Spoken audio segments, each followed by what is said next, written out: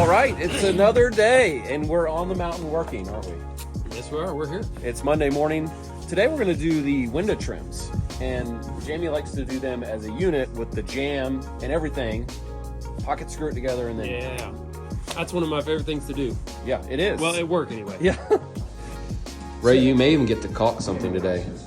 Should I be looking forward to that? I thought you would. I'd rather dig a ditch underneath the house. Okay, done.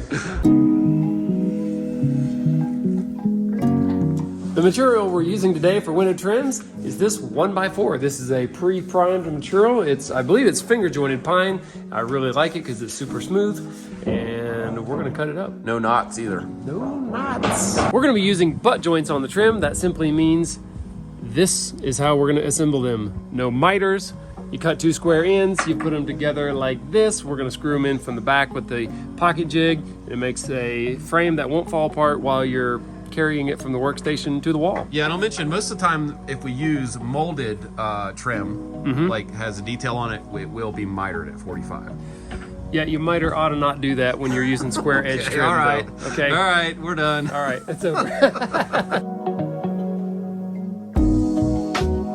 We're gonna be measuring each window opening. We're gonna measure the framing, and then we're gonna undersize this unit by 1/4 of an inch in both directions. That gives us enough room to wiggle around a little bit and get aligned with the actual window unit, because the framing might have some little inconsistency, and you don't wanna have to jam it in there and not be able to move it. You don't want to jam your jams. Don't jam your jam. And this section here is the jam, if you're wondering, like that portion of the trim. We would call that the jam or the extension. Some windows jam come extension. with an extension already installed. These vinyl windows don't. So undersize it. Don't jam your jam. Yep.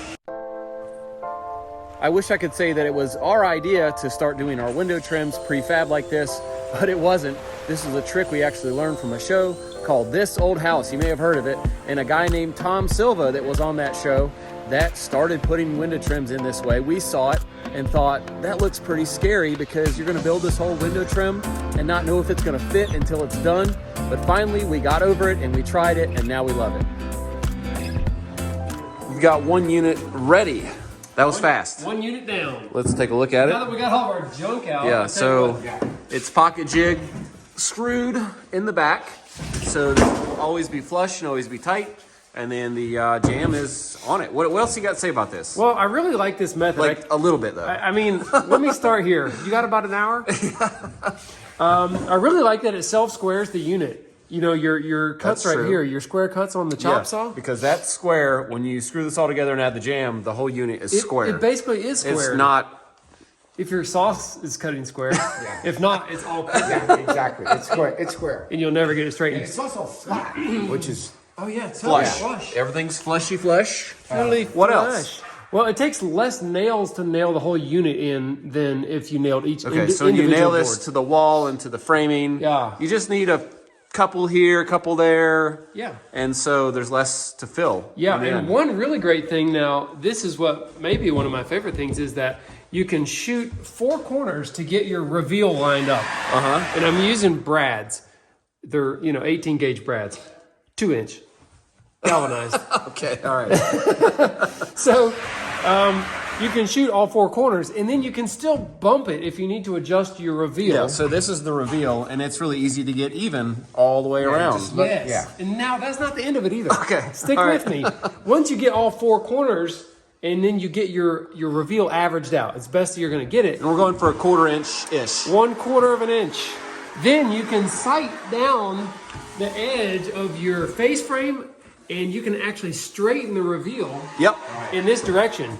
Because when it's in place, you can't get yourself in a position. In a line of sight. Yeah, you would to laser eye this thing. You'd Yeah. have to be climbing all over like a monkey. So you can straight line each one, and you can push and move the inner jam and tack it in the middle of each run. I'm trying to follow you here. And get it straight. Now then everything is straight. And then you can just fire off everything that's missing nail wise.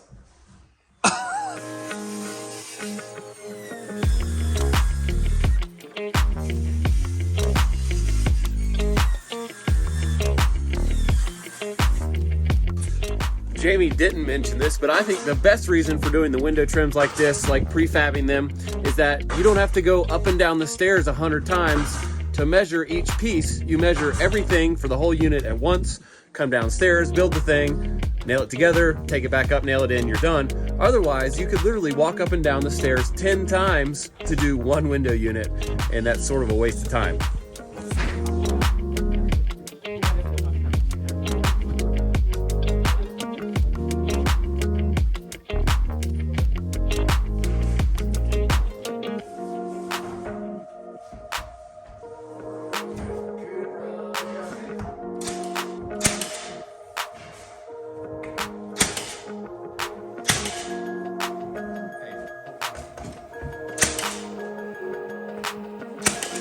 Wait, there's no hose.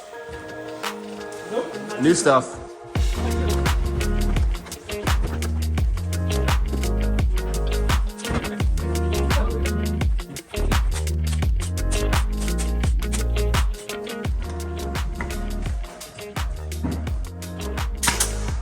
Arlo, you just demonstrated one of our pro tips from past, and that was you moved your fingers from there before you shot the gun. Oh yeah. Yeah, you don't want to shoot it with your fingers right there holding it. It's a really bad slipper. If you Yeah, so let's just rehash that pro tip is a really good one. Don't shoot your fingers. Yeah, Keep your fingers back there. Yeah, if you're doing this thing, when I'm getting ready to shoot, I'm getting my hand out of there. Yep, absolutely. Or hold up here and maybe shoot down here. That is, I've shot myself exactly like that before. Yeah. Just an observation here, but you know you're getting old when you get excited about yogurt and granola. So good. A good time, isn't it? It's such a good time. I got to tell you, I really love these auto adjust clamps here. These are actually made by Craig Jig, and we are not sponsored by Craig Jig. But it's actually critical that I have this 4x8 sheet of plywood here as a workstation, and that I have this auto adjusting clamp. It makes it fast here. So I just put it there, bam, clamp it on. I do always check the edge for flush. Give it a quick tap there to make sure that it I don't think you can say that. actually is. And then I see people mess this up all the time. They put the screw in there. Now the screw is held at the angle of the jig, but then they'll hold their drill up high like Ooh, that. no good. And it'll drive the screw straight out the face of your workpiece. So it's super critical to hold your drill and the driver, in line with the hole that was drilled, basically at as low of an angle as possible. Drive it home. Drive it on in. But yeah, that's I want to mention that's why you get such a long bit with the Craig Jig kit. That's the reason. Yeah. There is a reason. It's important. I think we need a cordless brad gun there, Captain Tanglefoot. Yes. You got a 50-foot hose. You can't even get around this table. 50 feet, and my compressor's right there, and I can't even do my work. It's driving me crazy. I want to show you guys the biggest problem that we run into firing the face frames onto the jams like this is that if this piece of wood has grain that wants to kick the brad nail out, it'll kick out in the face of your jam. But this is getting painted and everything. So what we'll do is just It's really no big deal. take some pliers, back and forth, and it'll break. And then we will just fill that with wood filler and paint it after we install it. Pro tip for you right now. I got another nail that popped out, man. Oh well, I'm gonna break it off. Well, here's the pro tip. These pieces of the broken nails, put them in your pocket. Don't put it on the hardwood If floor. you put it on the floor, this is a big giant scratch waiting to happen. Someone drags something across this. Hey, Yeah. come on, folks. Or don't set it down here because it's going on the floor. All right, that's it. Hey, did y'all finish the floor or did you just cover it up with cardboard? I guess you'll never know. Guess we'll find out when we pull the cardboard off. All right. I'm done, assuming bro. it's done. All right, good. So unless you're lying to me, the floors are done and you guys knocked it out. What's your pro tips after doing flooring for like 4 or 5 days in a row? Man. I guess pants with knee pads always help. Okay, that's good. If you could lose about 15 years off your life, it'd probably All right, help. that's a good one. I think I got that one covered. And ibuprofen. Oh yeah. Vitamin I. A must. we Call it. Vitamin I, a must.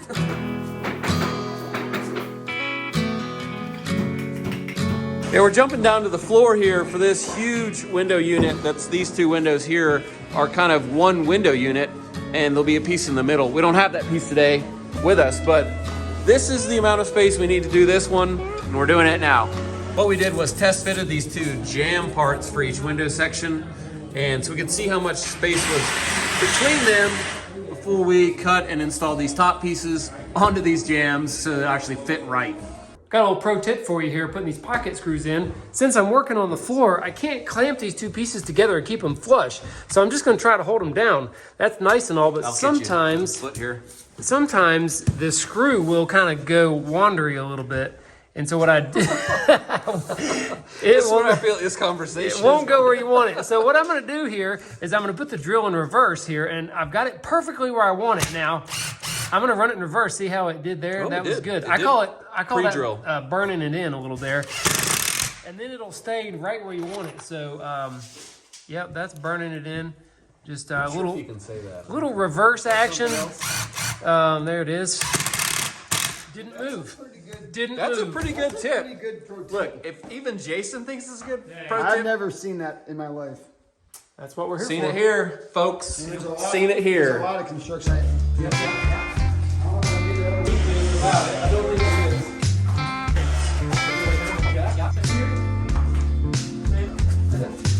All right, it's gonna be over.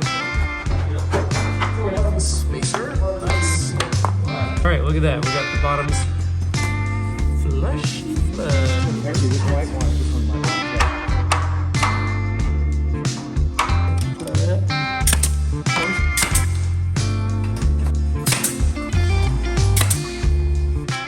I just had to pull 3 nails out of the back of this jamb that popped out because of this hard pine grain here that directs the nails out of the back face of the wood. It's all good in this because it's painted and I can putty and caulk any of this. If it was really nice wood that was stained or clear, ooh, not good. Not good, but here's something interesting. I can see that this board has the grain running in this direction, so I could orient it the correct direction, but this is finger jointed material. So all the pieces in between, so there might be a different piece of wood every 6 inches in this thing. You could never predict which way the grain is going in the middle. You would never know. There's no way to orient these jams. It would be pointless and a waste of time. So when I'm shooting these, half of them are popping out the back, which is fine, and the other half, they pop out the front, and there is no rhyme or reason. Of the ones that pop out, not half the nails are popping out. Right. Half of the ones that do pop out, oh my gosh, that's horrible. come out the back. Yeah. So, And we don't want any out the front, in case you're wondering. Anyway, necessarily. think about that for a little bit. All right, let's just set it in just a tiny bit, and then get the top engaged.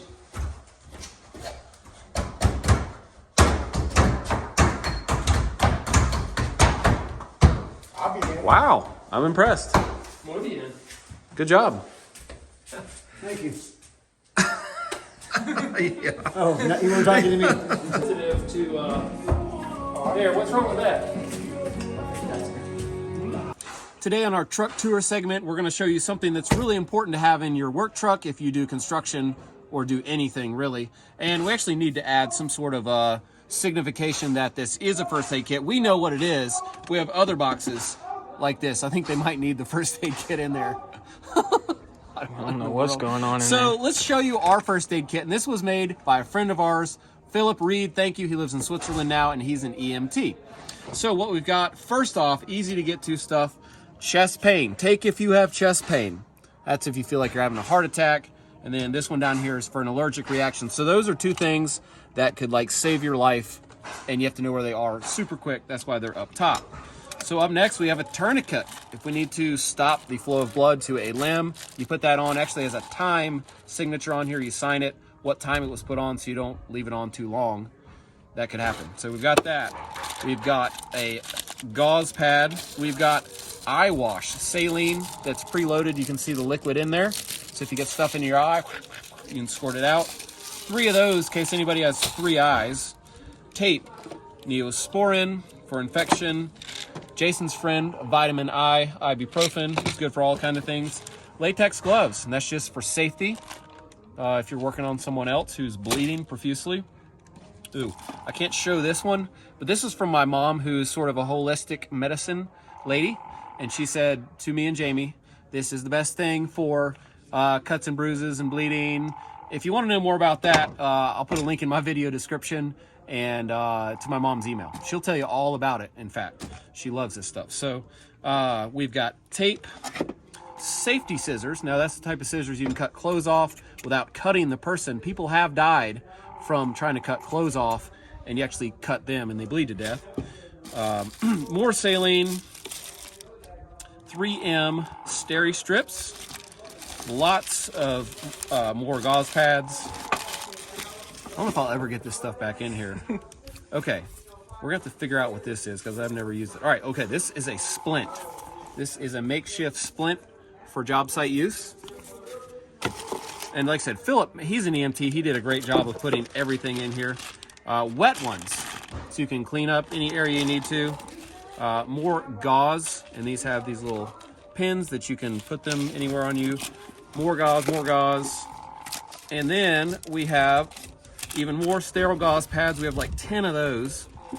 And then we have your regular Band-Aid section. Mickey Mouse, huge Band-Aids, more regular Band-Aids, more regular Band-Aids, and finally, water block clear Band-Aids. So this is always in our truck, and we hope to never have to use anything except the Band-Aid or ibuprofen, but we do have it just in case, and I thought that that would be a great little segment to show what would be a good idea, ideally, to have in your truck if you could just choose. If you know a local EMT or a doctor, they can probably set you up with something like this. I think we gave Phillip like $100 to make this, and he did it. Thank you, Phillip. So that tourniquet, Phillip said something about if you get a cut on your head, you just put it around your neck and tighten it up real tight. Yeah, it'll stop the bleeding. Something about nighty-night. That's a joke, by the way. Don't put a tourniquet around your Never neck. do that. Never do that. But Phillip's a cool guy. He's got his own YouTube channel, actually. It does. It's called America Meets Switzerland. He moved from here and married a woman in Switzerland, and boom, just moved over there. Living the dream. Out So of it's the a bunch blue. of outdoor stuff. You should check It him is. out. Yeah, here we go. I don't know if you can see this or not, but here's a bunch of his videos. Let's see. There's his face right there, so you know what he looks Yeah. like.